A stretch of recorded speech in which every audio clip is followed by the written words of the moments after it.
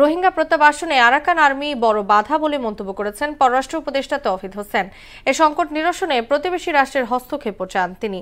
সকালে foreign service একাডেমিতে foreign service দিবসে এসব কথা বলেন পররাষ্ট্র উপদেষ্টা।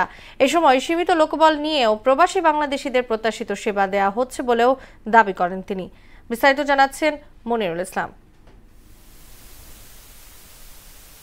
বাংলাদেশের সঙ্গে পাকিস্তানের সম্পর্কের নতুন দিগন্ত, ভারতের সঙ্গে বৈরিতা, মাথার ওপর 15 লাখ রোহিঙ্গার বোঝা, বৈশ্বিক নানান টানাপোড়েনের মধ্যেই ফরেন সার্ভিস দিবস উদযাপন করল বাংলাদেশ।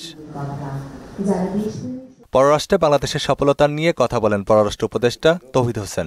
লোকবল সংকট থাকা সত্ত্বেও প্রত্যাশিত সেবা পাচ্ছেন প্রবাসীরা, এমন দাবিও করেন তিনি। স্বল্প লোকবল দিয়ে আমার যদি 50 জন লোক থাকে সৌদি আরবে, আমি কি করে 10 লক্ষ সমস্যার সমাধান করব? কাজে সমস্যাটা যাতে কম হয় সেটা ঢাকা থেকেই শুরু করতে হবে, এটা আমি ইমপ্রেস করার চেষ্টা করছি। পরে সাংবাদিকদের বিভিন্ন প্রশ্নের উত্তর দেন পররাষ্ট্র উপদেষ্টা। মুর্শিদাবাদের দাঙ্গায় বাংলাদেশ জড়িত, মমতা ব্যানার্জির এমন অভিযোগের বিষয়ে প্রশ্ন এড়িয়ে যান তিনি। পশ্চিমবঙ্গের মুখ্যমন্ত্রী মমতা ব্যানার্জি বলেছেন যে মুর্শিদাবাদে যে দাঙ্গা শুরু হয়েছে সেই দাঙ্গার পেছনে বাংলাদেশের হাত রয়েছে এবং নরেন্দ্র মোদীর সঙ্গে আমাদের অন্তর্বর্তী প্রধানের যে বৈঠকটি হয়েছে সেই বৈঠকটিকে আসলে গোপন বৈঠক বলেছে। এই ব্যাপারে বাংলাদেশের পররাষ্ট্র মন্ত্রণালয় কোনো আনুষ্ঠানিক বিবৃতি দেবে কিনা?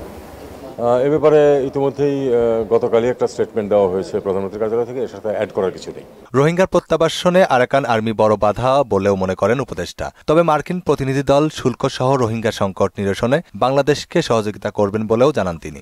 সত্যিকার অর্থে আমরা একজন নতুন প্রতিবেশী মুখোমুখি, যারা আবার নন স্টেট অ্যাক্টর, কাজে তাদের সাথে আমরা না পারছি ওপেনলি স্বাভাবিকভাবে আচরণ করতে, না পারছি তাদেরকে ইগনোর করতে। একটা সমাধানের দিকে যাবে, তখন আমাদের যে বন্ধু রাষ্ট্র আছে এবং শক্তিশালী রাষ্ট্র যারা আছে তারা চাপ সৃষ্টি করতে হবে ওখানে যে নতুন ডিসপেন্সেশন আসবে তাদের উপরে, যে রোহিঙ্গাদের মানবিকভাবে বিবেচনা করতে হবে এবং তাদেরকে তাদের অধিকার ফিরিয়ে দিতে হবে। বিশ্বে বাংলাদেশের অবস্থান আরও উচ্চ পর্যায়ে নিতে কূটনীতিকদের দায়িত্বশীল ভূমিকা নেয়ার আহ্বানও জানান তৌহিদ হোসেন। এটা আমার কাছে অন্তত কোনো পরামর্শ আসে না।